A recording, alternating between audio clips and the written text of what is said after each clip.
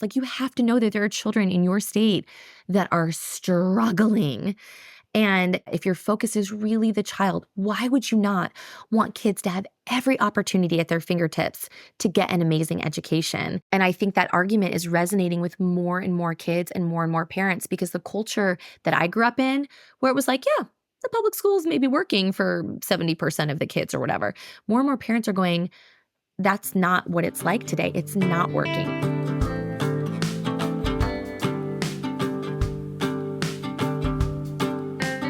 Welcome back to the Hannah Franklin podcast. On today's episode, I'm speaking with Jenny Clark. Jenny is a homeschooling mom of 5 and the founder of an organization called Love Your School that helps families find, access, and figure out their eligibility for ESAs in the state of Arizona and recently also in the state of West Virginia. In today's episode, we talk about Jenny's journey going from high ambition career person to homeschooling mom. We talk about her journey diagnosing 2 of her kids with dyslexia and her story of trying to find as many resources and options as possible for them. We talk about the inception of Love Your School and the different services that it provides. And we talk about the ESA movement in Arizona and the effect that it's had on the education world at large in the state, everything from the number of families enrolled in alternative options to the number of families moving into the state to have more access to options, to the amount of entrepreneurial and innovative programs that are starting to emerge inside of the state. Jenny was an absolute delight to talk to, and I hope you enjoy this episode. I feel like this is the perfect homeschooling house, having a room full of books. Like, this is my dream. This room actually is the room that we did a lot of homeschooling in. And I have this like really cool, big like IKEA table that I got when I kind of like first decided I was going to do it. And I remember, oh my gosh, I think this table's like 8 years old now. And I remember being like pregnant and like hauling it out of my minivan and being like, this is the table and this is the room and this is where it's all going to happen. And like, we still have it. That's amazing. I love used book sales. Mm-hmm. Same. Absolutely love them. Have loved them since I was a kid. I grew up in the homeschooling family that had a rotation of all the book sales every year that we would always go to. We had a designated shelf at our small town library just for our holds because we would order so many books. And whenever we would come in, like, it was a small town library. They didn't have a huge patronage. But whenever we would come in and they'd be training a new librarian, they'd be, oh, this is the Frankman family. We have to explain how they do their book system because it's a little different. There's like a bunch of people in the family who were like checking books in and out because we didn't want to max out our cards. There was like a whole system for it. So I always have such a soft spot for people that have houses full of books. I feel like it was such a cool place, such a cool environment to grow up in. And I think it's like the homeschooling dream. It is like the homeschooling dream. And you know what's funny is it's so good for the kids. And a lot of people will say, oh, well, it costs money to do this or do that. I'm like, no, you guys, I'm not kidding you. Like, we've gone to garage sales. We go to Goodwill when they used to do like half price Saturdays. And we would get like gorgeous, like brand new or gently used books in amazing subjects. Maybe like a school had donated them or like a former teacher. And our kids all have bookshelves in their room. And they've amassed such great collections that it's really fun. And you can do it super affordably. Of course, like now, which I'm sure we'll talk about, we have the empowerment scholarship. So we can use that to buy books, which is huge. And we get to share them with lots of other families. But yeah, it's only helped like grow our library connection. I'm embarrassed to say that the only place that I think I have like an outstanding debt at is like our Phoenix and Scottsdale library. Like literally last week, I was like, guys, we owe $40. Like, what happened? So we have that problem too. It's becoming less and less of a problem, but we still have it. How do you build a culture of reading inside of a home besides having lots of books? Do you think that's the most important thing? Do you have any other structures in place for your kids that incentivizes reading, or do you just model it for them and read to them and then they pick up reading because it's just the way things are? Okay, so I'm gonna give like freedom to a lot of like homeschool moms out there, or maybe even moms like me who never thought they would have a bunch of kids, or like definitely never thought they would ever homeschool, right? And it's that like I was never a big reader, and I would say now I'm even like still not that big of a reader. Like I love like articles, like short stories, like I'm very visual. All that to say, I think it does help if like one person in the family is like super into like reading and books because it helps create that culture and then everyone kind of revolves around that. So in our family, it's definitely my husband. And he is like the one who's like read the majority of the books like in here, used a lot of it for like his PhD work. A lot of it was for our master's work. Um, but yeah, I think that that really helped me realize, oh, like there's so much beauty in books. And then when I started homeschooling and really started using some of these curriculums that were teaching different things like through literature, like there's a great curriculum called Five in a Row. And it's like, here's this one book, like, and here's how you're going to teach your preschooler science from this one little, board book, how you're going to teach them civics from this little board book, how you're going to teach them. And I'm like, oh my gosh, like this is like crazy. Like I wish I would have had this when I was a kid. So I actually have grown to love books, even though I didn't really grow up in a book household like you did. Um, and I think my kids have grown to appreciate them, and I've grown to appreciate them alongside my kids. I think a lot of homeschool parents these days find themselves in that situation because, like, I went to public school. It was just very different for me. You have 5 kids? Yes. Yeah. And you 5 did not kids. intend to have 5 kids? You did not imagine that you'd be a homeschooling mom with a bunch of kids and a house full of books? I'm going to need to hear this story. No, no, I didn't, and I hope this gives a lot of freedom to a lot of moms out there. So, I never liked babysitting. And I think that that is where we should start this conversation because I think there is an expectation that if you are going to be a good mom, if you're going to homeschool your kids, then you just like love every aspect of children and you loved babysitting. And I mean, I had a nanny a few times even after college just for like money and stuff. And I remember being like, oh my gosh, like I can't do this, but I need the money type of thing. And, um, I still don't like babysitting, just FYI, but it's different when it's your own kids. And I, my husband and I got married. We after undergrad, he went to go get his PhD. I did a master's, and we happened to move to Kentucky during that time, and we were around a lot of families who homeschooled. And I, for the first time, was around adults, like people that became my friends who had been homeschooled. And I was like, first of all, these people are amazing. Second of all, like I'm loving being around these homeschooled adults. And the kids that we were around that were homeschooled, they were just like blowing my mind. And I hadn't seen that growing up in Arizona. I mean, I know it existed, but it just the West Coast was different, right? I hadn't seen or been around a lot of homeschool families growing up. And these kids were just like smart and polite and curious and brilliant. And that just started this slow thought in me because I didn't have kids for 5 years later of like, huh, I wonder if I could do that if we ever had kids. And then again, we had 3 kids really close together. They were like 1, 2, 3 years old. We lived in Oklahoma for a couple of years, and there was 2 moms that again they themselves were amazingly bright, like engineer, like background, all this stuff, and they were homeschooling. And again, I was like, okay. So I was able to see it and ask a lot of questions because I just had no framework. But no, I never in a million trillion years thought, one, that I would have 5 children.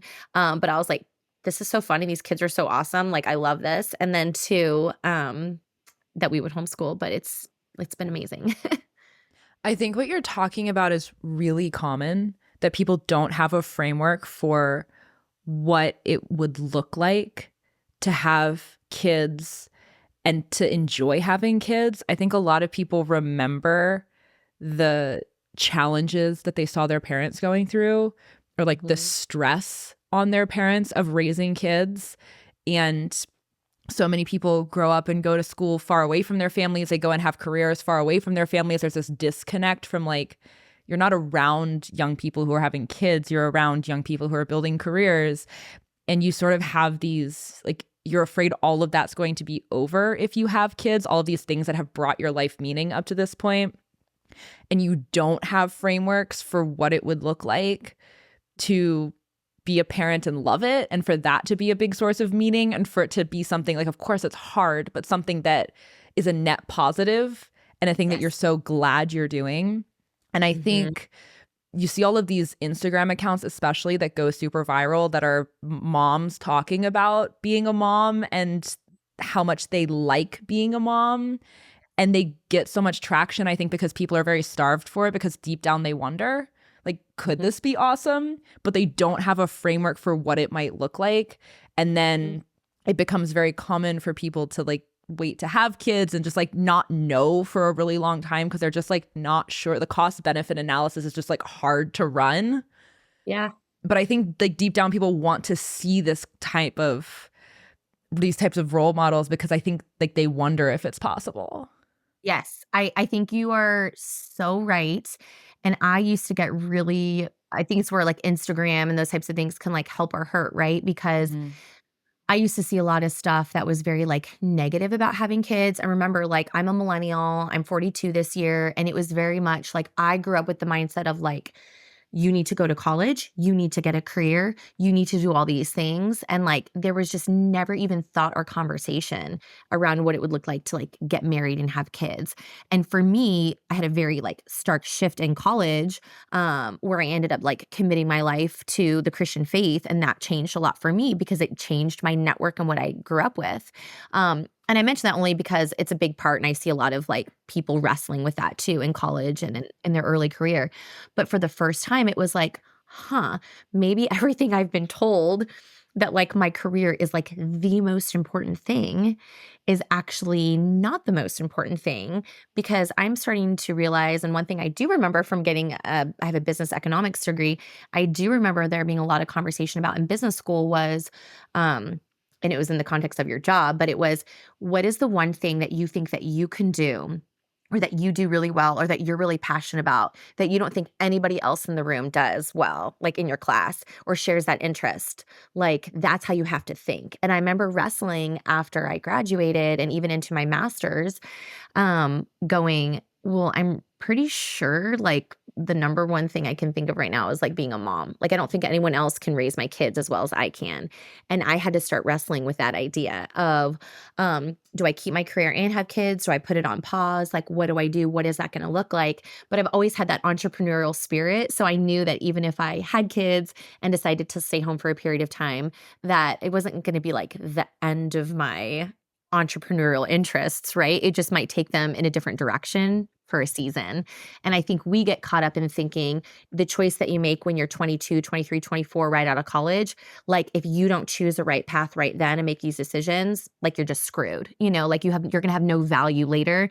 And thankfully, we're seeing more positive examples of women having families, raising children, homeschooling in non-traditional ways, keeping a career and a job, or doing something different. And there's just more opportunity and flexibility. I don't know if you ever saw the Time cover. It's got to be like 10 years old now. We should probably like go Google and figure it out. But it was like this picture of these parents like dragging all this junk across a beach. And it was kind of like, and they're just like, ugh, like exhausted. And they've got all this kid junk with them across a beach. And it was kind of, and then there was like another, I think, couple sitting there and they're just like chilling with their cocktails on the beach. And I'm like, that's the picture that people see of like, oh, you're either free enjoying your drink and you can do whatever you want at the beach, or like you're just dragged down with kids and junk and this life that's been thrust upon you. And thankfully, I think we're getting away from that as more and more people are curious and wondering, like, maybe this lie that we've been told about having kids or even homeschooling or education, um, is not true, and it's not all that it's cracked up to be, and maybe there is more to life than just a career. Yeah, I spend a lot of time thinking about this, because I grew up in small town Pennsylvania. I moved to I moved all over the place, but eventually landed in Austin, Texas, where I am now, which is a city full of millennials into Gen Z who are young professionals, very career oriented. Like, it's very much the stereotypical small town kid goes to the big city where life is very different. Um, and people's value sets are very different. And I'm watching in real time people who have this sort of delayed adolescence where they're in their 30s and they're still both men and women, and they're still, going out drinking on Friday nights and partying and not committing to serious relationships and very hyper focused on their career as the most important set of objectives. And it's just really interesting to observe because I didn't really grow up with any pressures to have kids or have a career. Like, I didn't really feel pushed in either direction by my family. I don't think they really thought it was their place to try to tell me what to do. But somehow I picked up fairly early on that actually, no, I remember exactly what happened. I was 18 years old. My cousin had his first baby. I held his baby for the first time. And I remember, like, up to that point, I was not the little girl that pretended that she wanted to be a mom someday. I was not the little Right. girl that liked her baby dolls. I liked the dolls that were like little girls that could be my friends. Yeah.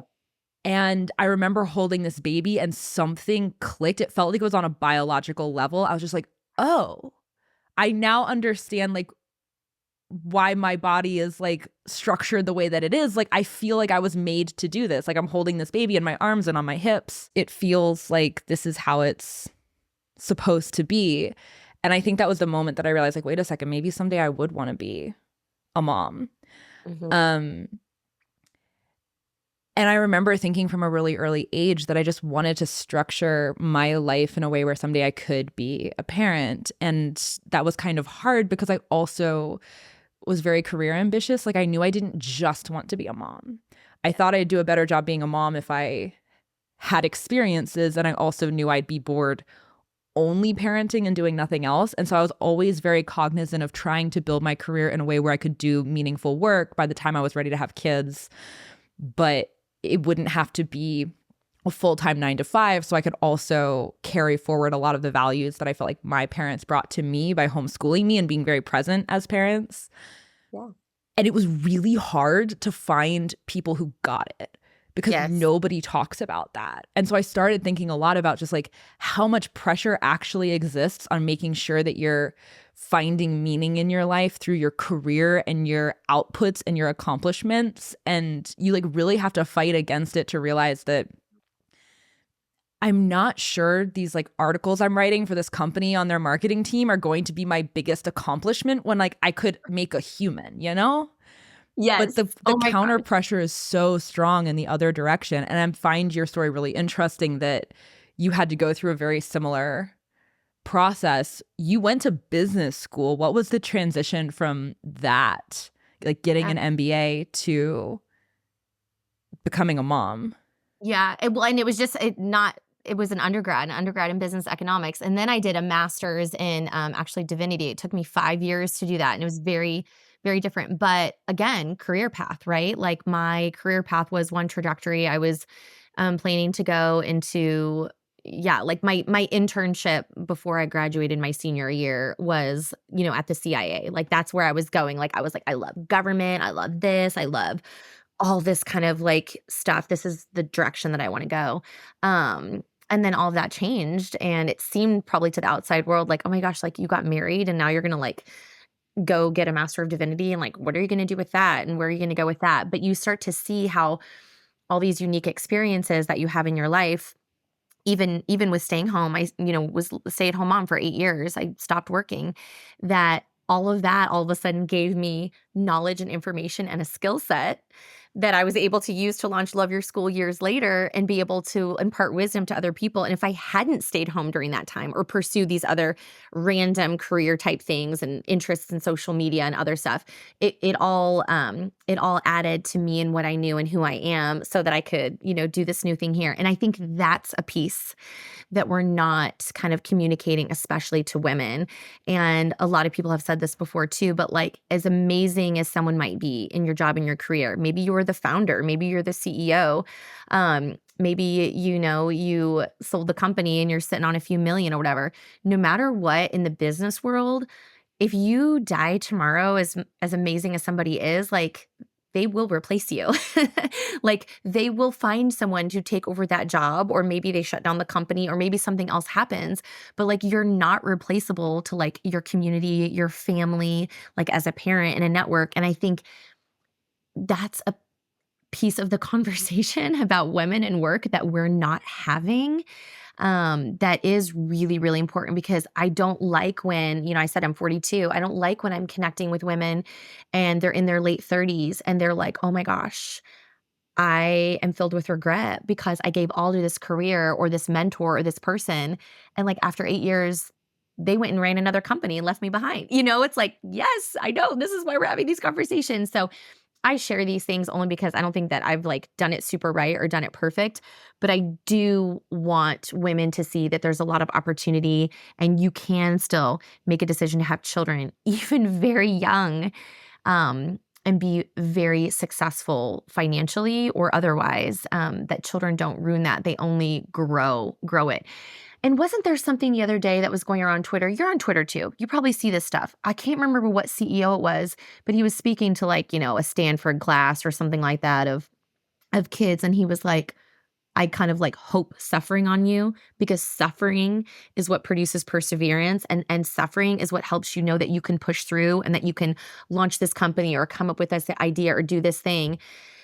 And I kind of quote tweeted it and I was like, this is why that people that have children and families end up being so successful, is you learn that rhythm and you learn that you can survive it, like, I mean, just freaking like the suffering or challenge of childbirth, right? Or like recovery or marriage and the challenges of relationships. Like you get to experience that and then see, oh, there's like all this good stuff right around the corner from that. Or like you can be dealing with really hard stuff on a train track and there's another train track running right along it that's also really great stuff happening at the same time.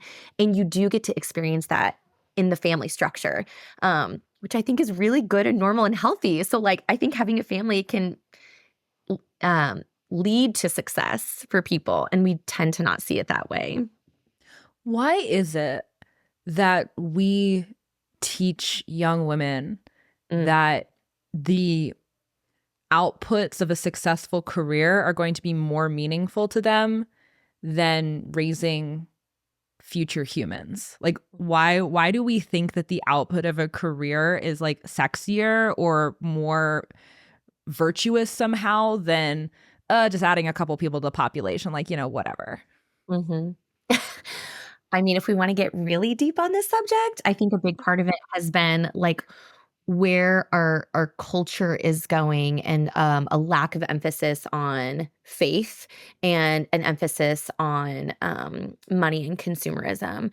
And so when when your God becomes money and success, then and when the culture is telling you this is what it looks like when you've made it, when we have young girls that are growing up in a mindset that's like, not to be whatever, because I know they're business geniuses, but like you're growing up watching Keeping Up with the Kardashians, like that becomes your North Star, is like this money and this freedom of three houses and the latest Range Rover, and whatever Gucci is bringing out in their spring collection, instead of, oh, like all of those earthly treasures are at some point going to mean absolutely nothing, because you can't take that with you when you die. And so the culture, the more, and I'm a free market capitalist gal, but the more our focus becomes on consumerism Mm-hmm. and less on, I think, what we would describe as like traditional values that involve, a faith tradition, I think that's where we've gone wrong. And then you can end up getting $2 million in your retirement account and being 45 years old and you're lonely as all get out because your money's not going to love you back. Okay, we could keep talking about this for a long time, but I want to get into the ESA stuff. And Oh, I want to yes. talk about your story with it first, Yeah. because your Yeah. story with it is very interesting. I just want to tee you up to like start at the beginning. Basically, you have 3 kids in very quick succession. At some point in this process, you decide you want to homeschool. And at some point in this process, you start discovering the ESA options that are available to you. Walk us through this story. Yeah, yeah. Cool. Okay. So I had my first kiddo when I was living in Kentucky, moved to Oklahoma. Again, that's where my husband got a job. Had two more kids there. And essentially was like, I want to get back to Arizona. Like I miss the West Coast. So we moved back to Arizona and my husband switched careers and started law school. And I went home with three kids, 3 and under. So I'm doing all the things because again, I'm at home. I've been out of a career for a couple years. I'm like, it's financially better if I stay home and raise these two children than for us to spend money and put them in childcare. But I'm kind of living the life because if it's a beautiful day outside, I'm going to Sedona for the day. I'm, doing all this stuff. And around when my oldest was around 4.5, 5, I was like, okay, I think I want to homeschool. I just loved being with my kids at that point, which sounds so crazy to say. Like, I wish you could tell my 18-year-old self that I would be saying this. And I was like, I can't give them up. Like, I can't give them up to somebody else for even 5 hours a day. I just can't do it. And so I got connected to Classical Conversations because I was like, I need some community. And we did classical conversations for a little over 3 years. It was just once a week, half day. Um, Again, we started when my oldest was like 4.5, 5, which was probably too young, but I didn't know better. And I needed the community. So we'd go once a week, we'd connect. They were like memorizing, doing like classical stuff. Everything was cool.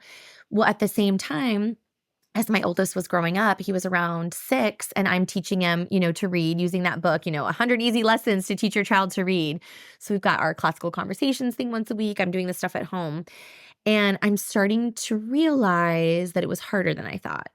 And that even though we're going through these lessons books, like from one day to the next, like we would master a letter and a sound like or like cat. But then the next day it was like gone. Like the memory of it wasn't there. And I remember thinking, what is going on? Like, am I not doing this enough? Am I not doing it right? Like, I have other moms over here that are like, you don't even need to start schooling until 7. But then other moms over here that are like, oh, that's kind of weird. Keep your eye on it. Well, eventually I was talking to another mom and kind of sharing how frustrated I was getting at myself. Like I would get like angry, like we did this for 30 minutes. Like, how do you not remember it? And I was feeling really guilty about that. And I think a lot of moms find themselves in this situation, and learning disabilities are very common. Like 1 in 5 kids has a learning disability in reading. And another mom was like, hey, your son's old enough now. Like, why don't you just get him evaluated? And I'm like, what would that look like? And my kids did have some speech delays, so I wasn't totally unfamiliar with kind of these early intervention programs that states have, because one of my kid was an early intervention for speech, and then another one, occupational therapy. And so I learned, which is something I really want all your viewers to know, whether they have kids or not, that we have the Individuals with Disabilities Education Act in the United States. And so that any child, even if your child is homeschooled or in a private school, you are legally allowed to get your child evaluated at your local school district. It doesn't matter where you are, where you live. And so a mom helped me know that and understand that because she had a dyslexic kiddo. And she's like, I just want to tell you, like, these are some of the warning signs that you're telling me. And I was, of course, like, oh my gosh.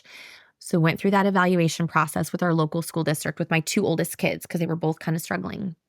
And it was a very horrible process, unfortunately, which is part of the story of why I launched Love Your School.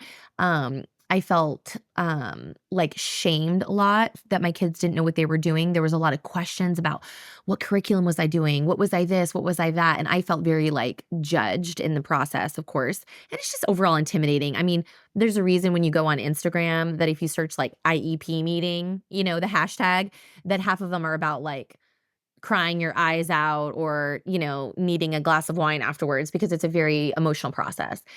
And so at the end of that process of those evaluations, the school district kind of came back. It was like this big meeting. There was like 7 people in the room, and they're like, we don't know how to tell you this, but we don't think your kids have any learning disabilities. We just think it's like lack of a proper education. And I had to chuckle inside because, yeah, my husband was sitting there too. And I'm like, okay, I've got a business economics degree. I spent 5 years getting a Master of Divinity. My husband has a Master's of Divinity, a PhD, and he's in law school. And like, you actually want to tell us that you think it's like lack of a proper education? Like, they're 6 years old. And so we found out like we wrote like, well, my husband wrote like disagree on the paper because you're allowed to do that. And then we requested an independent education evaluation. Another thing I really want to make sure your viewers know about is like, if you go through that process and you don't agree with the school district's evaluation, even if you're a homeschooled family, you can disagree with the district and request an IEE, an independent educational evaluation at the school district's expense. So again, my husband's in law school. We got this like advocacy book, which is like somewhere in here. From Rights Law, and it was like explaining, what do you do? And if you don't agree, what do you do? What do you do? And the district agreed to those independent evaluations. And so we got a full neuropsych evaluation on our two oldest boys because we were like, no, we don't think it's lack of a proper education. Like, thank you very much. And those neuropsychs came back, and I just was like, I mean, obviously so many tears because it was like, it basically diagnosed our children with severe dyslexia and dysgraphia, which is handwriting, and a few other little things.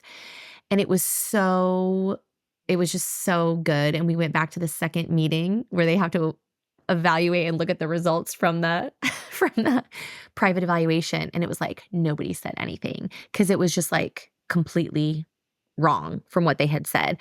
And so our children at that point qualified then for special education services in the school district, even if we were homeschooling, if we wanted them. And I was like, okay, well, like, what do you guys offer for dyslexic kids? Like, they must deal with this all the time, right? Like, I'm Googling, I'm reading, I'm watching YouTube videos. And it was like, oh, we can offer 30 minutes of sight word help once a week for your kids. Because at that point, I was like, if they have some amazing program for my kids that have dyslexia, like I will do it. Yeah, I will enroll them. Like I want what's best. And that's what they said. And I thought, really? And I remember being like, guys, I did some research and it says that like you need this like Orton-Gillingham structured literacy model, 4 days a week, 30 minutes a day. And like, that's what they need. And it was like, well, that's not what we do. And so at that point, it was like, all right, well, we're going to keep homeschooling and we're going to figure this dyslexia thing out. But this part is really key because back then in Arizona, this was like 6, plus more years ago. Yeah, about 6 years ago, you had to go through that process and you had to get that paperwork and you had to be identified as a student with a disability in order to get on our state's ESA. So Arizona has had an empowerment scholarship account program, ESA. Other states have different names for them. It's an education savings account. And it's when the state says, we're going to allow parents to take their education dollars and use them however they want. For a private school, in Arizona's case, you can also use it to home educate. You can use it to pay for tutors, for therapies, for curriculum, all of it. So as painful as that process was, it was necessary, not just for my kids to get diagnosed and identified as a student with a disability, but it was necessary for us to access the ESA. And now in Arizona, you don't have to do that. Every student qualifies. Our ESA became what we call universal in 2022. More states are passing these ESAs. Some states you still do have to have an IEP or be identified, but my hope is that parents will no longer have to jump through that hoop because it's a very difficult, long, exhausting, emotional process, and it keeps you from accessing those funds. So I want more kids to know how to read. I want more kids to be identified earlier as a student with a disability. I want them to be able to have the funding to get the services. And ESA is now the opportunity and the way that parents can get their kids help better and faster and cheaper than in the public school system. I have so many questions. I was like, I need to pause because I've said a lot. So you've been involved or immersed in the world of ESAs much longer than most families. You've known about them for much longer than most families. For a lot of people, it's a newer phenomenon as the universal ESAs have started passing in different states and it's become more of a news topic. Mm-hmm. But ESAs with conditions and stipulations have been around for a while. Yes, in Arizona for over 10 years, yes. Can you talk a little bit about what you've seen over the past decade in terms of the movement at large? Yeah, absolutely. And this can branch a little bit into like some of the conversation too around like homeschoolers and ESAs, because there's a lot there too. So Arizona's ESA first started in 2011 and now it's 2024. And initially Yes, it was for very small categories. It was like a student with an identified disability. They had to be switching out of the public school system. You had to have 100 days in the public school system, or like you had to be a military family or leaving like a D or F rated school. And every year or two, um, people that supported school choice would try to add more opportunities onto the law so that more families could access the program because it was difficult. I mean, you were having to essentially fight with a school district in order to get this paperwork so that you could go do this ESA thing. So you're like, they hold the keys to you leaving, right? So that was very hard.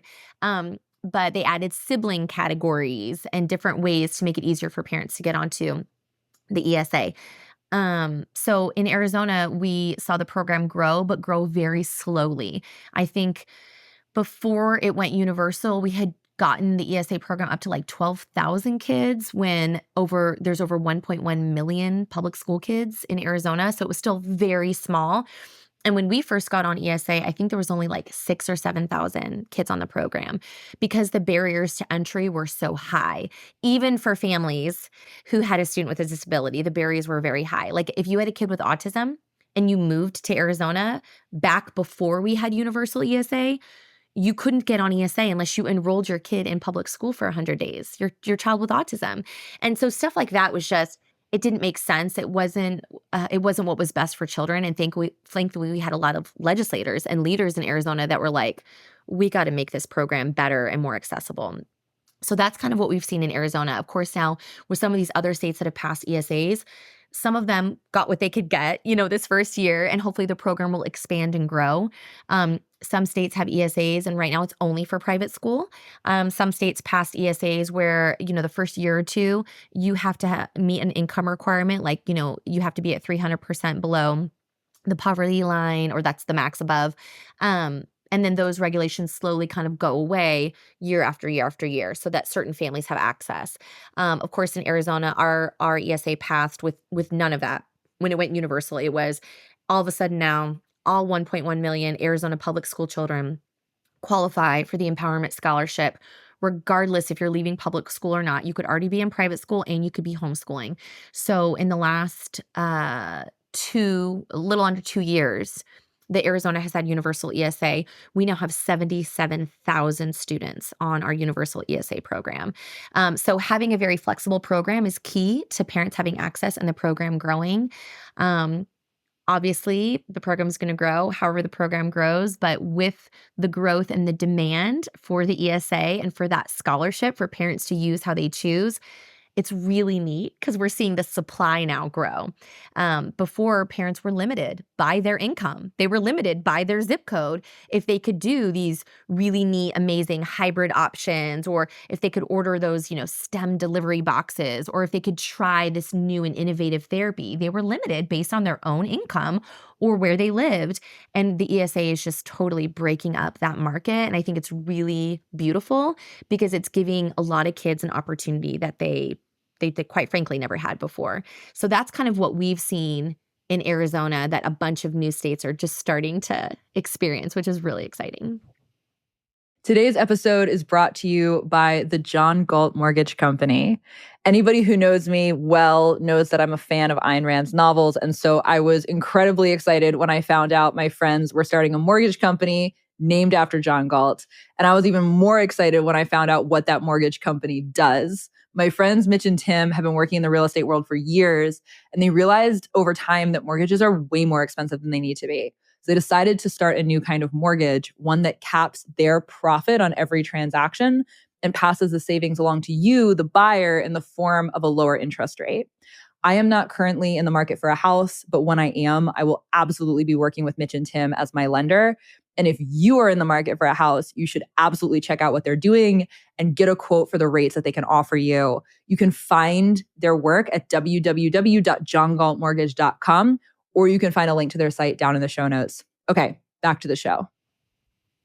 How has the culture and the conversation changed in Arizona since the fall of 2022 when the universal ESA was passed? Yeah. So a little key in there that I forgot to mention because it goes to like our current context in Arizona right now, which is very heated and extremely intense around ESAs and around school choice, is that in 2018, Arizona did attempt to go universal. They had a law that was passed. It was signed by our governor, but the teachers unions and some new groups formed to stop it at the ballot. And in 2018, our universal ESA went to the ballot as a proposition. It's called Prop 305, and it was defeated at the ballot. Now, one of the reasons why I think it was defeated was not just because there was, massive money that flowed into Arizona through the teachers unions and other groups to oppose it. I think it was over like $700,000 they spent fighting universal ESA back then.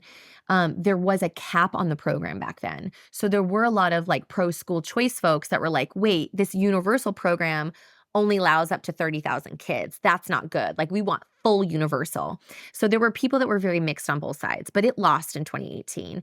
And and now what we're seeing, and what we saw with universal getting passed in 2022, those same groups attempted to also do the same thing in 2022 to stop our universal ESA that passed, that was signed by the governor, from going into effect by doing a ballot referral. And talk about times changing in just, that short amount of time, those few short years, 3.5, 4 years, they were not even able to get the signatures this time, just the signatures from everyday citizens to put the issue on the ballot. And to me, that just showed a massive shift in public opinion and in the culture where you had a lot of people that were like, this isn't really like a Republican Democrat issue anymore. This is a like COVID happened. I don't like what I saw during COVID, or my child was struggling and I wanted an ESA during COVID. We saw this all the time. They wanted to be on an ESA and they couldn't get on because they didn't meet one of the qualifying categories. So we saw a lot of people reaching out to us saying, I opposed to this in 2018, but I'm not even going to sign the petition to get this on the ballot in 2022 because even though my own kid isn't going to use it, I see now that kids need this opportunity. So that was like just a huge win in Arizona that they weren't even able to stop it in 2022 and the law went into effect.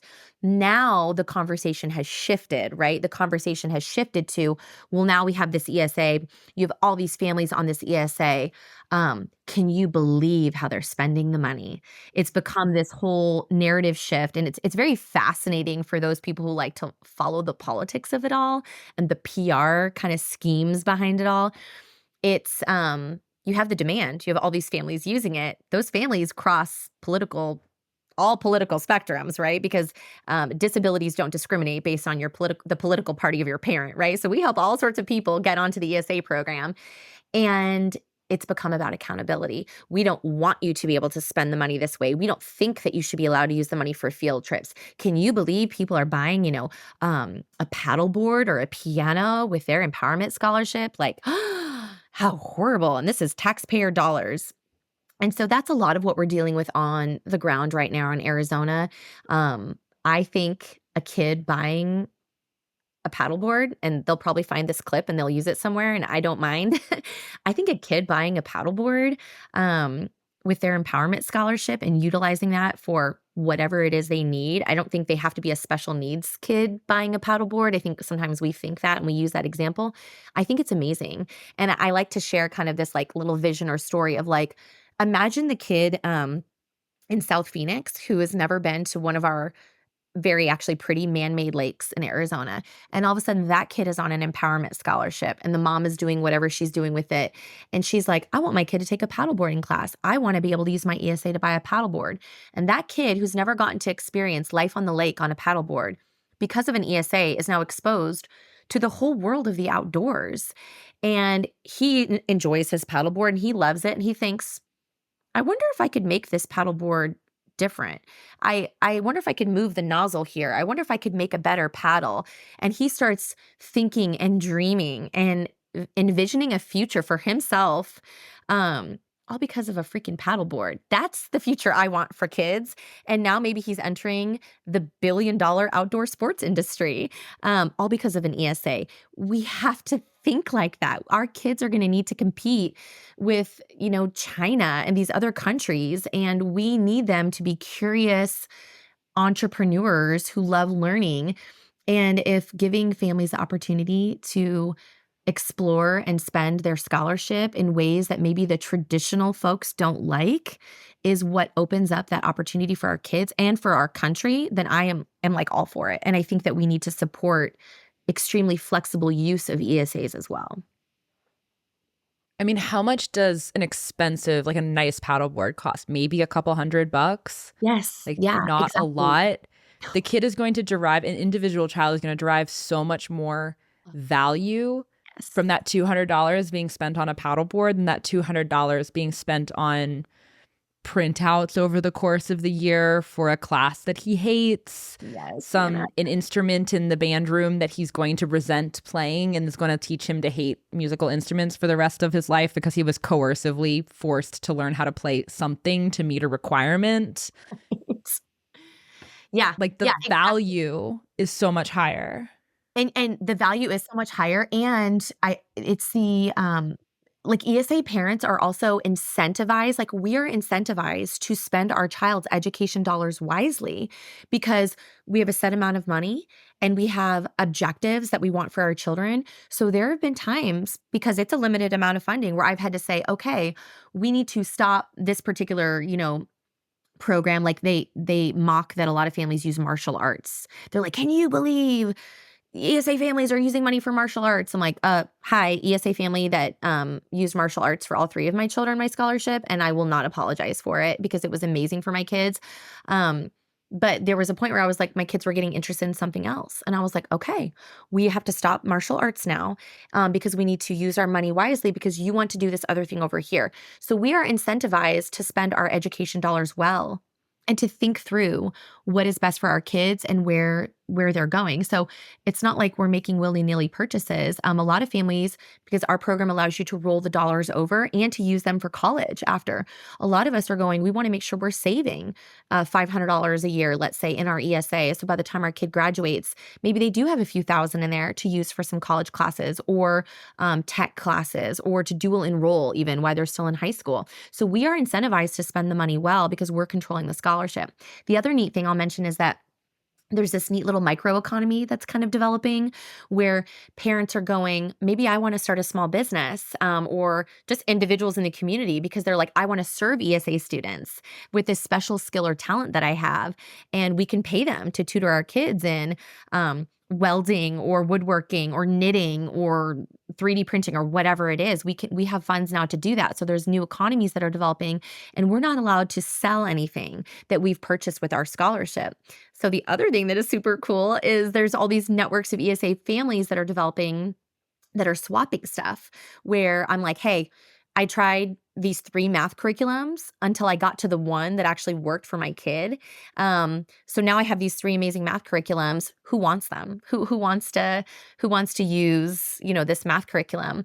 And so that's really exciting too. What do you say to people who hear the paddleboard example Yeah, yeah, and totally. say, one, some parents aren't incentivized to care that much? Like, you're an example of a parent who's very invested and thinking about this the right way, but lots of parents don't really care and they're letting their kids spend money on things that are not terribly useful. Like, a paddleboard is not actually furthering a child's academic education in any way.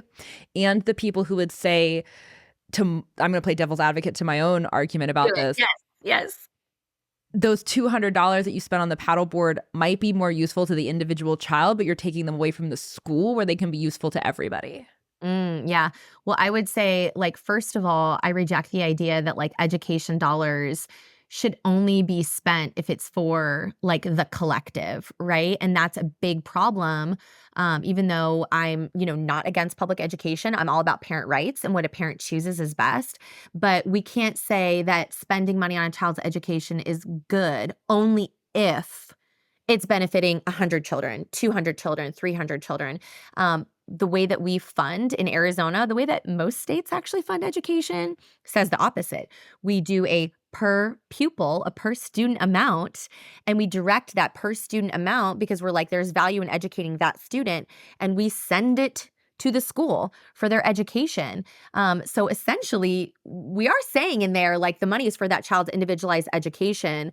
But what gets lost in all of that is this idea that, well, we have to have economies of scale. We have to make sure that we're pooling the resources for all the students. And again, I'm like, no, if a parent can provide an education for the child that is better, and that is cheaper because they've got control of the dollars, that's good. And let's talk about too the cost of it. Let's say a parent gets a $7,500 ESA and they get a bunch of curriculum from another ESA parent, or because they homeschool or they're savvy, and they only spend that year $500 on the actual core curriculum, because in Arizona, you are required to educate in the 5 subjects. You sign a contract for that when you take an ESA, but they're really savvy and they only spend $500 on the curriculum.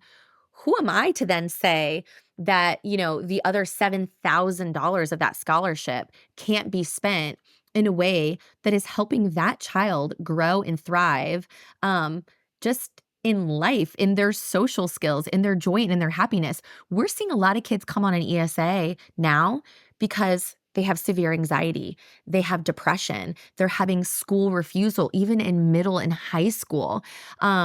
They've got other emotional disorders. So again, I don't think that the only question that we should answer when we're saying, is this ESA expense allowable, is it curriculum and is it directly benefiting the child's education? Because we know even in a public school environment, we don't think that way.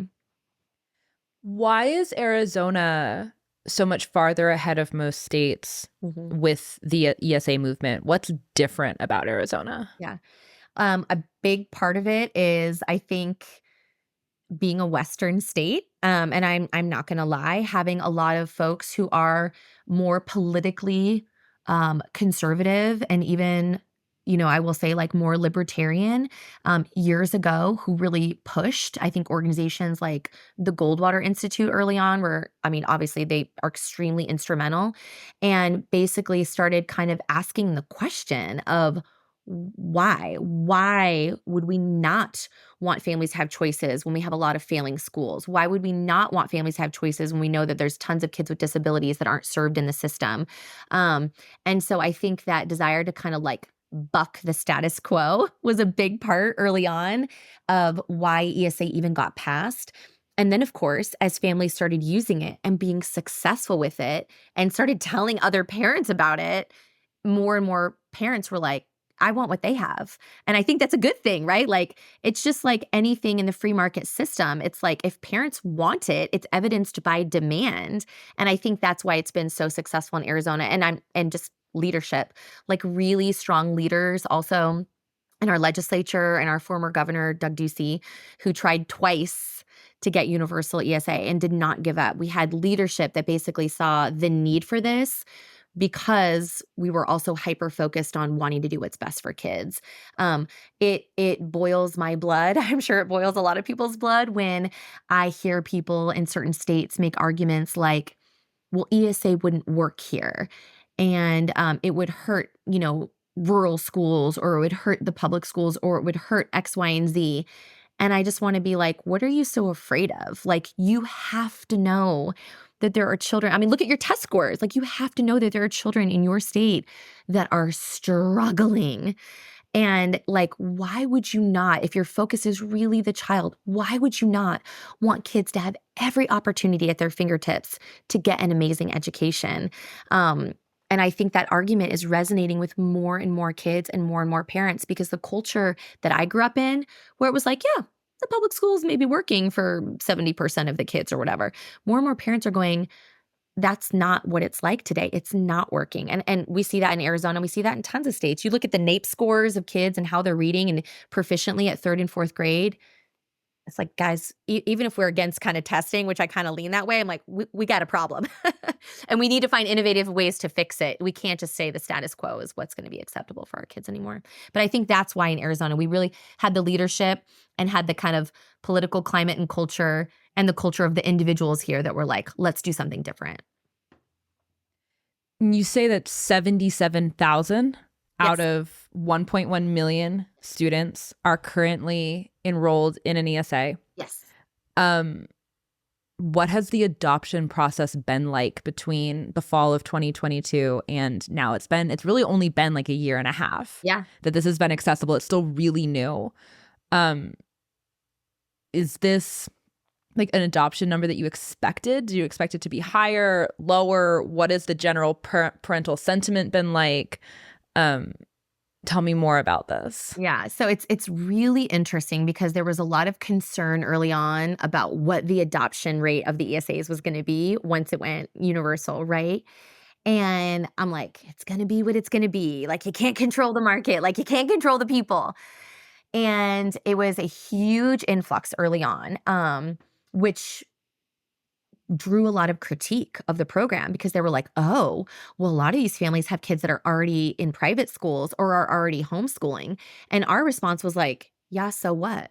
Like, if that family left their private school today and went to a public school, guess what would happen? The state would spend in Arizona, the ESA is 7,500 and our per student spending is around 12,000. I'm like, if that kid at the private school left to go to the public school, guess what? The state's going to spend around $12,000 on that kid. Like, why are you okay with that happening, but you're not okay with the family who's already in a private school utilizing an ESA? So we saw a lot of families early on that were already in private school and that were already home educating jump on the ESA. A big part of that too was it didn't go into effect until September of 2022. So the school year had already started.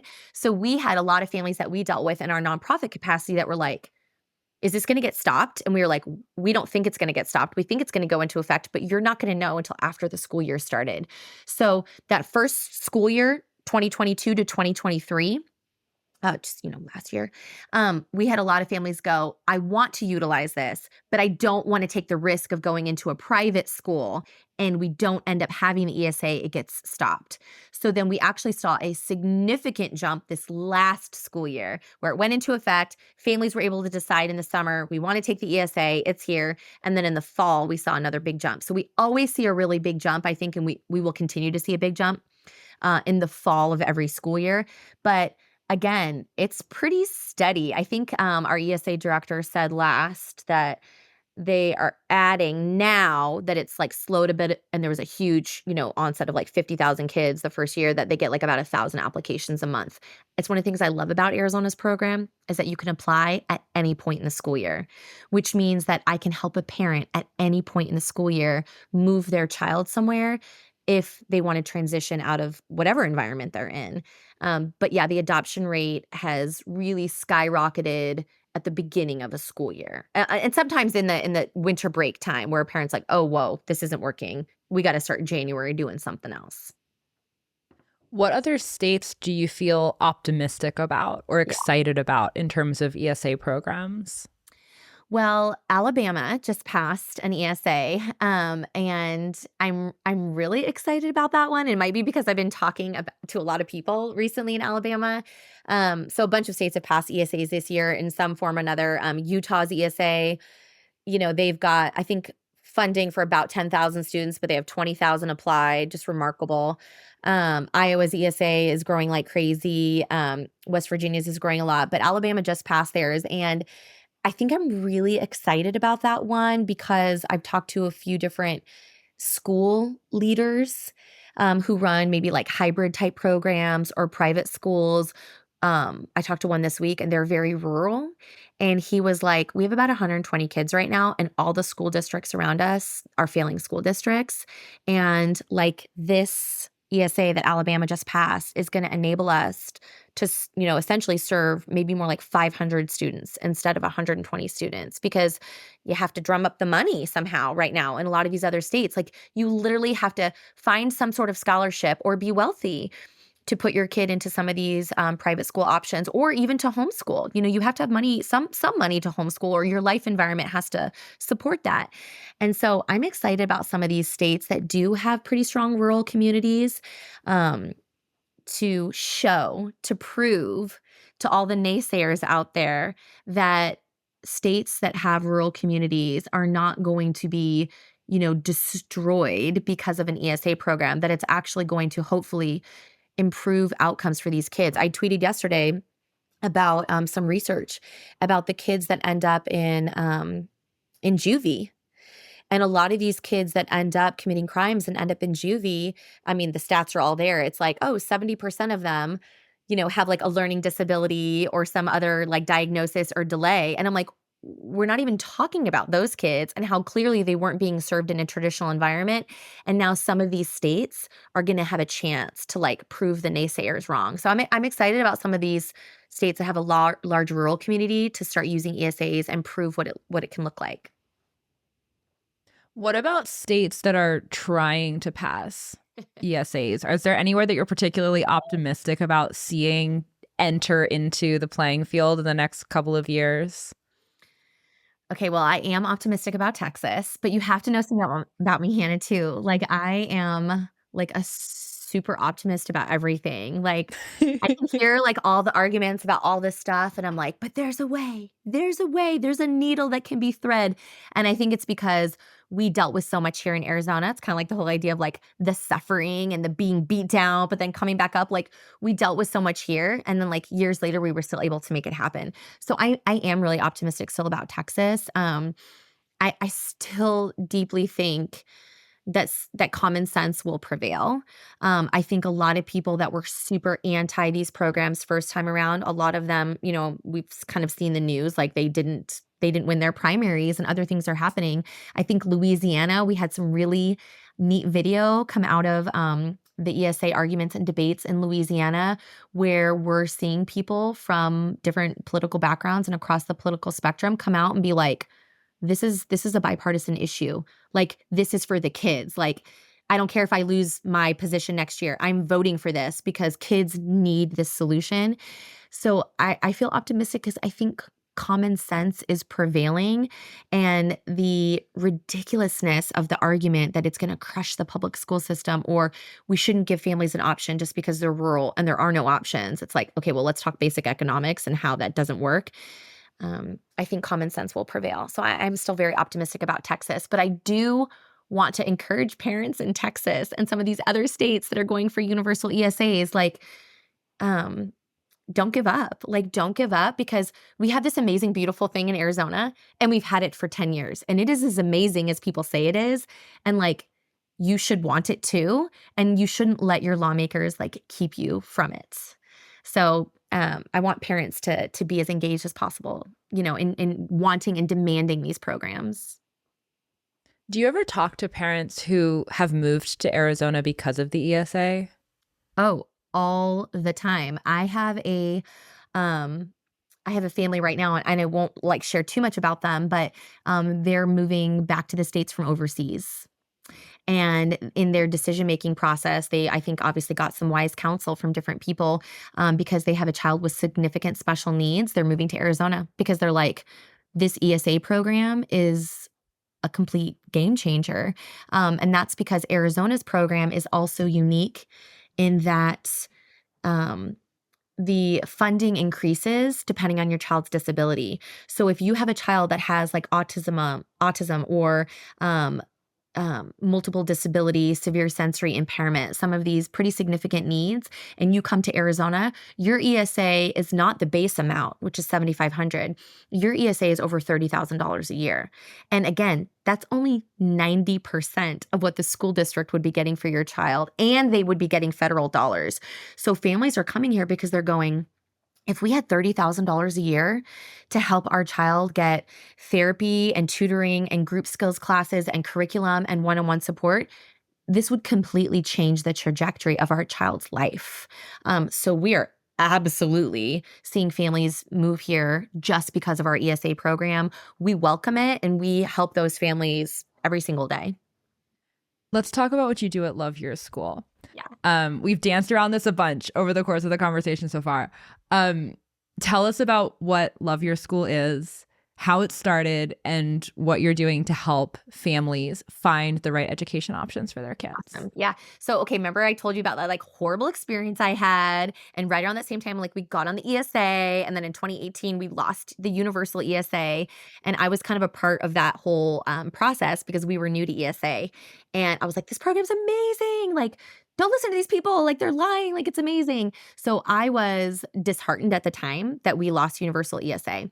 And so I kind of came to all the different folks that were involved in the school choice kind of process just as a stay-at-home mom. And I'm like, I just went through this really difficult process and getting on ESA was really hard.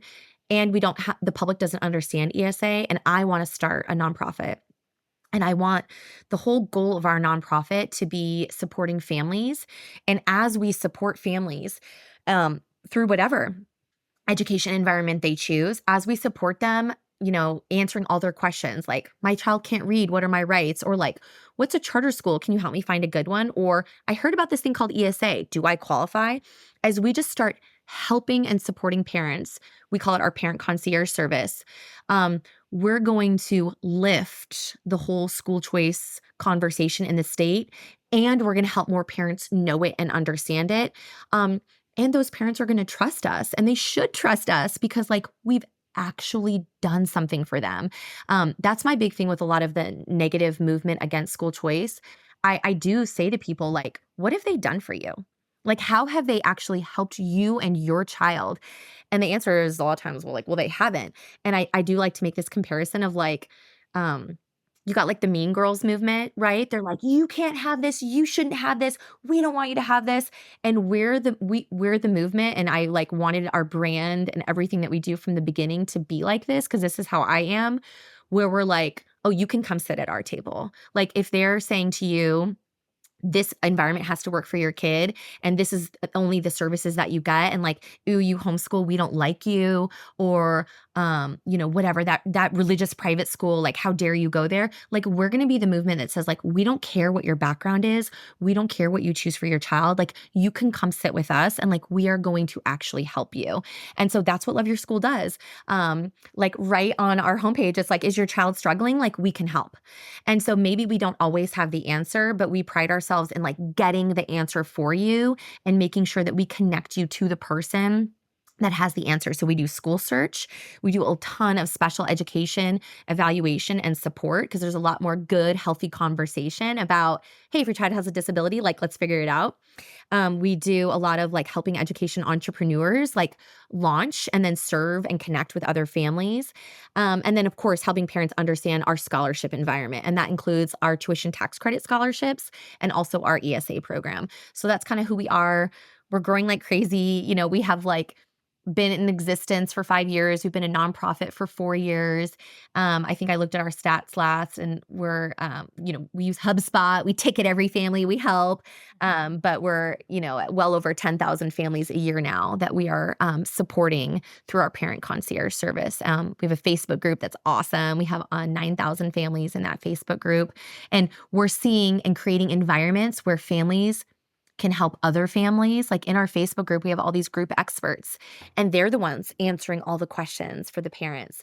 I use the Facebook group when I'm struggling about something, and I'm like, hey guys, what curriculum do you recommend? This is my situation. So it's really exciting to be involved in this work at Love Your School, and it's been fun to see that we started before we even had Universal ESA, and then we got to be here for Universal ESA, and then we got to help all these parents. And now we're getting to help other states navigate Universal ESA. And that's how we ended up in West Virginia. We didn't talk about that, but that's how we ended up in West Virginia. They got a Universal ESA. We had built some relationships with folks on the ground there, and we're like, hey, could we help and be a part of that ecosystem with all the good work already happening on the ground? And we hope to launch in more states. We'll see what happens. What types of questions do you most frequently get asked by parents who are coming to your concierge service? It definitely is around like students with disabilities or something. It's usually a negative. It's something that's happening. It's I got a letter that my child was going to get held back because he's at 3rd grade and not reading at grade level. My kid is consistently getting D's or F's, and I don't know what to do. My child does have a diagnosis, but I feel like the school is not providing a free and appropriate public education for them. And I don't know what I'm allowed to do or say to get them to act. It's definitely very heavy on there is a problem, and oftentimes a student with a disability issue. And when you stop and think about it, we're just looking broadly at the numbers. I mentioned earlier, 1 in 5 students has a learning disability in reading. 1 in 36 kids now, regardless of what you think about why, 1 in 36 kids now has an autism diagnosis. And that's even from the most conservative organizations that work with students with autism. So there's a lot going on out there. And with 1.1 million public school kids in Arizona, we already know that over 250,000 of them have some sort of learning disability in reading. So it makes sense that the first thing that we deal with is like something that's kind of negative or going wrong with the student, but it has to do a lot with students with disabilities. But I think that's important. I think there's a valuable lesson there because the school choice movement has often been painted as, oh, you only care about like wealthy kids getting into a private school, right? Which we laugh about because we're like, well, here's all the data that shows that's not the case. But what we need to embrace more is that the first adopters of school choice programs and policies in states tend to be students with disabilities and students who are struggling and have some sort of issue. So we have to make sure that we know how to help those families and also that we are making the programs flexible enough for those families because they will be the early adopters.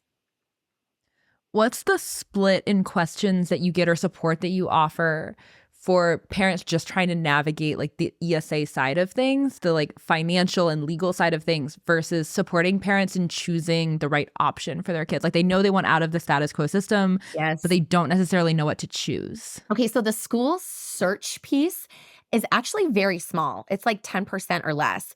And I think a lot of people get surprised by that, but like I like the numbers and that's why we started tracking this stuff is it helps us make better decisions about who our parent support specialists are. But the school search piece is pretty small because oftentimes unless a family's moving here or something's really not working or they're moving to a different area, they have an idea of where they want their kid to go. Sometimes they want like a new option, and that's where we can come in and say, "Oh my gosh, you need to know about this amazing new micro school," or like you need to know about Kai Pod or these other things starting. But it's a pretty small piece. The second biggest group of families that we serve with questions is about the ESA.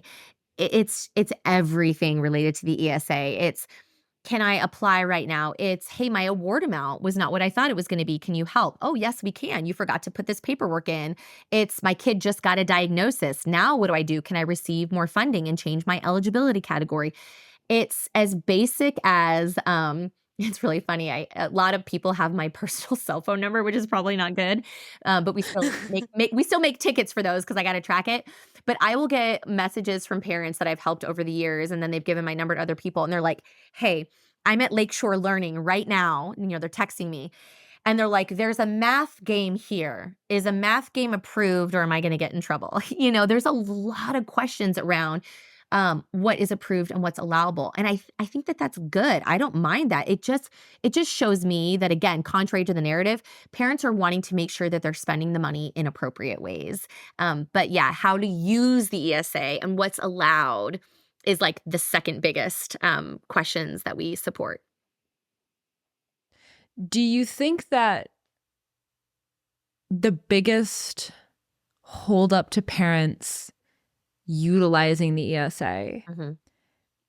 because I imagine that there are out of the 1.03 million parents that are not utilizing Mhm. the ESA, I imagine that some of them are, most of them are familiar that it exists. I imagine some of them are uncertain about how to utilize it or uncertain what it would look like if they did utilize it. Mhm. Do you have some sense of what the biggest points of friction are for families who are on the fence about using it?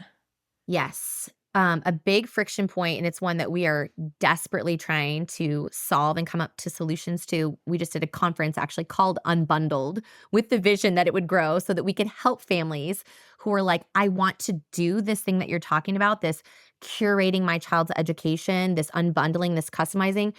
I just don't know where to start.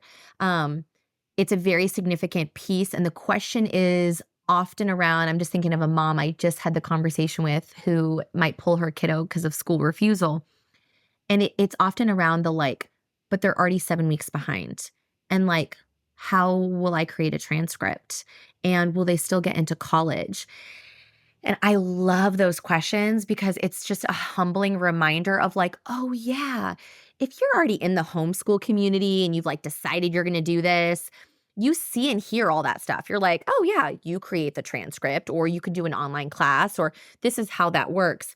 But the majority of the culture, most parents don't know how that part works. They don't know that they can pick and choose these classes, do all these different things. And then when they get to high school, they will create the transcript and that will take them to college. And I think those are good questions. We already know that maybe like a 4-year university is not the right thing. And it's not a lot of what like parents even want for their kids anymore. But that still is a very important question that parents have. And so it is walking them through that process and helping them have the tools to craft their child's education is also a big barrier that they need a lot of support for. So sometimes what I'll do is I'll say, hey, if you're even thinking about using an ESA to do something different because you're telling me like all the things going on with your kiddo in public school and like they don't want to go back. Um, what about just starting with a non-traditional online program, right? Like an OutSchool, and your child gets to pick the classes that they want in OutSchool. And then once you see what that looks like, you see what your kiddo thinks about it, then you can add something else and something else and something else. So it's like baby steps, right? Because parents often aren't going to go from my kiddos in public school 5 days a week and I'm going to pull them and I'm going to go find 5 curriculums and a new tutor and someone's going to come to our house and I'm going to take them to this co-op. They're not making that jump. So I try to help them just do the next step and then the next step and the next step. And our team's like really good at that.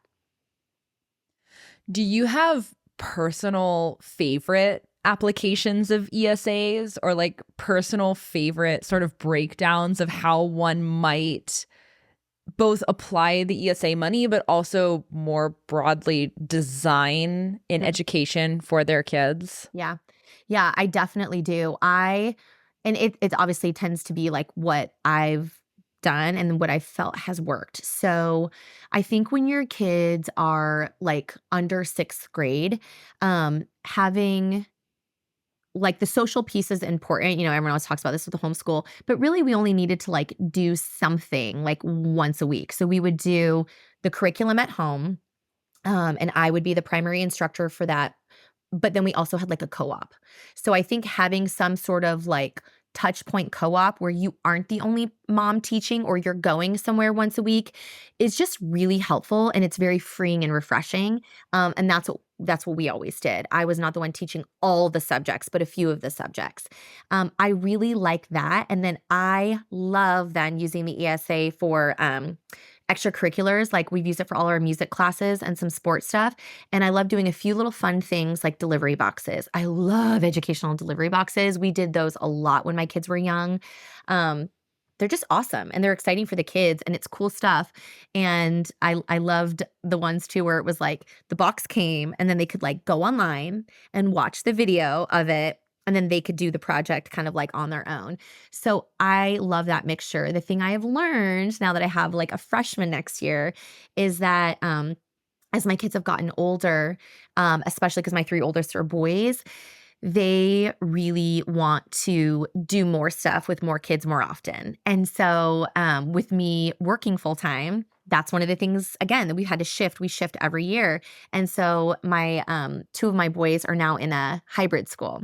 And it's 2 days a week with an optional 3rd day. And the 3rd day is like all like fun stuff. That's the day that's today. It's like PE, Chinese class, STEM, and some other things. And so I love that too. I love the hybrid option. I think those are becoming a lot more common and a lot more popular because it gives families like a Monday and a Friday to do whatever they want or do some stuff at home. But then there's some instructional time with somebody else a couple days a week. So that's been working really well for our kids as they've gotten a little older. How does it work to be homeschooling 5 kids and working full-time building a nonprofit? Yes. Well, my youngest 2, and I feel like very compelled to share this. Like early on, a lot of the work I did was obviously during the day, because a lot of people don't realize, like when you're homeschooling, you're not sitting there instructing your kids 7 hours a day. They're often getting the curriculum that you've scheduled done in a couple of hours. So there definitely was freedom and hours in the day for me to do my work. as Love Your School has grown, as the ESA became universal, as the questions, got bigger and we needed more team members, my job definitely became like more full time. But I'm still the boss, so I have flexibility in my schedule. But that meant that with my youngest two girls, and because of actually their personalities too and some different things, we ended up enrolling them in a private school 5 days a week for 2 years, while our other boys were still homeschooled in a variety of different ways. And they were older, so they could manage it. But I was at a place where, as Love Your School was growing, my youngest was 3 years old, and I was like, okay, I can't do this in the same way that I did years ago with my boys. And I think it's important to be transparent about that because, again, it's about seasons. Like, we've even said, like, oh, we could see ourselves taking them, bringing them back and homeschooling them in a couple of years, but they've been thriving in their current environment. All that to say, next year, they're not going to that 5-day-a-week school, the two girls, the younger ones. They're going to be going to the hybrid school because the hybrid school is brand new and it has space for them. And the girls want to go to the hybrid school and they want to do stuff with us on Mondays and Fridays. So while for 2 years we had some homeschooled, two in a private school, now next year we've got a couple that are all going to be at the hybrid school. So that's kind of how it's worked for me.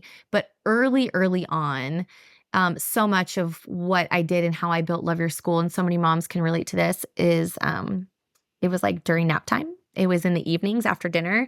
It was, putting a show on and pulling out my computer and being like, I'm going to pump out this article now. I'm going to respond to these 6 emails, to parents that have reached out to me. It's, we're going to go to the park, but I'm going to take this parent support call while I'm at the park with my kids. It's, doing a little bit of work on the weekends.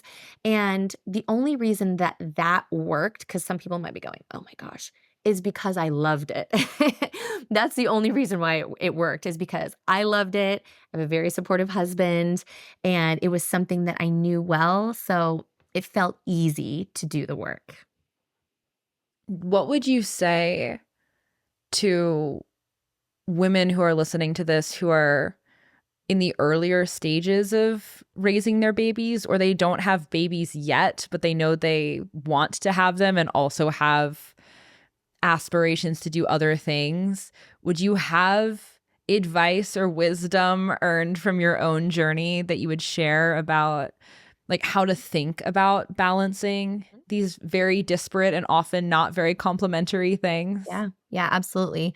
My first piece of advice is always like, if you feel the tug to stay home with your child, even if you just have one, and you can, and that's worked between like you and your spouse or your partner or whatever, like, that's okay. And that's a good thing, because I think that's a big key piece there, is almost like, what am I going to say to my friends? Like, what am I going to say to my coworkers that like I'm staying home just for one kiddo? So if you can and you want to, and your life environment allows for it, then I just want to tell you that you will never regret it. And that's the honest to goodness truth. I remember when I was trying to decide whether or not like I wanted to even think about having a fourth kiddo, because I already had 3 and it was a lot of work. And I had the opportunity to like go out to dinner one night with 2 moms that were a little bit older. And all they were saying, they know who they are too. They were like, we wish we wouldn't have stopped. We wish we would have just like, instead of like coming up with all the reasons why we shouldn't have another child, and they both only had 2, we wish we would have just gone for it. And that's what led to me having my fourth and then my fifth child, is I'm like, I love this. I'm not getting any younger.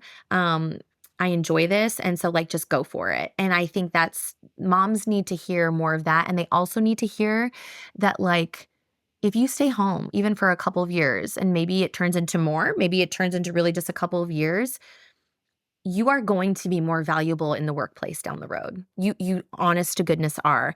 I even think about my husband and how he is better in a workplace environment because he's had children, right? Because like, maybe his boss at one point, was like needing to pump for her baby.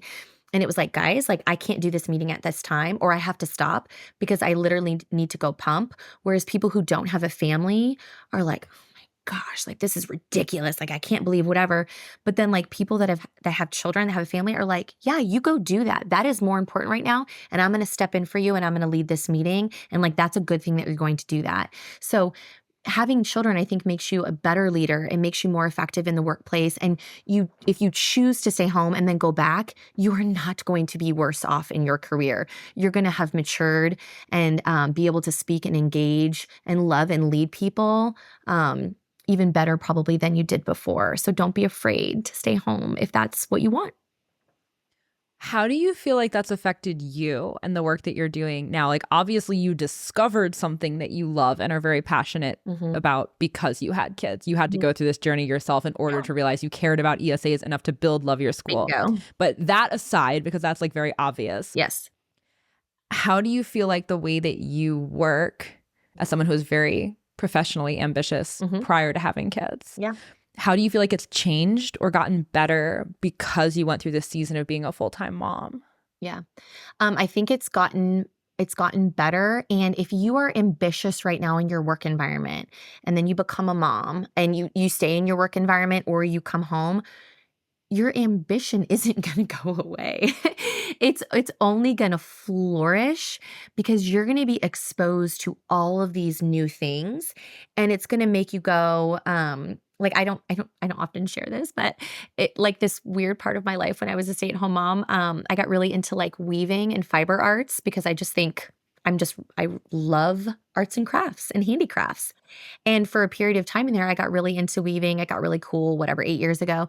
And one of the things I learned how to do while I was a stay-at-home mom is use a commercial laser cutter because I wanted to be able to laser cut my own weaving looms and sell them. So for 2 years in there, while I was a stay-at-home mom, I got really into weaving, got really into knitting, learned how to laser cut, had like a little like weaving loom business. And then I was like, yeah, I'm done with that. I want to go focus on this ESA thing. So if you're ambitious, your ambition is going to continue to grow and thrive. You're just going to get exposed to a lot of neat, new, different things. And I love that period of my life, not only because it allowed me to like dig into a little bit more of my creative side and know that I can do that versus my like business kind of mindset side, very black and white. I learned a lot of really important business things, successes and failures that I then was able to incorporate into Love Your School. I was like, oh, okay, don't spend my time doing this like I did when I was laser cutting. Hire someone to do that. Don't make the mistake here about not tracking my profit and loss early on. Made that mistake, not going to do that. Maybe decide if I want to set more boundaries about orders I'm going to take or what I do on the weekend because I was doing it all the time. So I learned from that experience. So you're going to flourish in your ambition, even if you decide to transition or stay home. It's not going to go away. And I think we think that because the culture tells us being a mom is not enough. It's like, it's not enough. You have to do this, and you can do both. I'm living proof of that. But it's also okay for you just to enjoy one stage. I think there was a guy yesterday from Heritage Foundation who tweeted out about why is it that we hold to such a high standard women who teach children, but that high standard and that respect for those women goes away all of a sudden if they're a mom and they're homeschooling. And I was like, oh, that just hits me right here because that's so true. It's like we hold teachers and people that educate and take care of children and childcare in such high regard, but it's like, but if you're going to do it for your own child, all of a sudden it's like, that's not enough for you just to be doing that. We got to change that. I could not agree more. So if parents are in Arizona or West Virginia and listening to this, they should check out Love Your School. Do you have recommendations for parents who aren't in one of those states, who want to, who they've listened to this conversation, they're fired up now about ESA stuff, they want to go dig into what exists in their state? Yeah. Are there recommendations for things they should look for, common pitfalls that they should avoid, questions they should be asking, other organizations that might be helpful for them, anything else that you can direct parents toward? Yeah, absolutely. And first and foremost, still feel free to reach out to us because a lot of what we do then, we've gotten a lot of people reaching out to us from like Tennessee because they have an ESA bill, Missouri too. Reach out to us because then we can directly connect you and plug you in to whoever in your state is working on like whatever your issue is. But I really love some organizations I love are Ed Choice. They have a lot of great information on their website about school choice in your state and information about how to access it. Also really love what Yes Every Kid is doing and Stand Together. They've got a lot of information out there and new opportunities where they can help you if you're an education entrepreneur and you are like, hey, I want to launch this micro school in my state, but I need help. Yes, Every Kid has some great resources there. Stand Together as well is a great partner of mine. There's American Federation for Children. Of course, they're doing fantastic work on the ground in ESA states. And there's a lot of really good local public policy organizations. So if those don't get you far enough, reach out to us at Love Your School and we'll connect you directly. We do end up giving parents just a lot of resources that are just, work for any state that you're in, but then we can help you directly if you need it. What about, besides Love Your School, is there anywhere else that you would recommend people go to find more of your work or to get in touch with you if they enjoy this conversation and want to keep digging into your story and the things that you're putting out into the world? For sure. Yeah. So I do have a Love Your School podcast. We started it actually during COVID. So but we leave it up even if I've slowed down a little bit on some of that because we'll still have parents reach out and be like, I listened to this episode from 3 years ago. And we're like, oh my gosh, good. We're so glad. So I do have a podcast. It's called the Love Your School podcast. And we do talk a lot to different people who are education entrepreneurs, moms and people that have done really interesting things in their homeschool, highlighting a lot of different curriculum companies and folks out there. So would love for you to take a peek at the Love Your School podcast. It's on Apple, of course. Amazing. This has been so much fun. Thank you so much for taking the time for this. It's been very fun and therapeutic for me to talk about all these things in this really neat space. So just want to say thank you too, because it's nice to be able to share these stories and to hopefully be an encouragement to a few families out there with what we've done at Love Your School. So thank you. I think probably more than a few. Thank you so much. This has been great.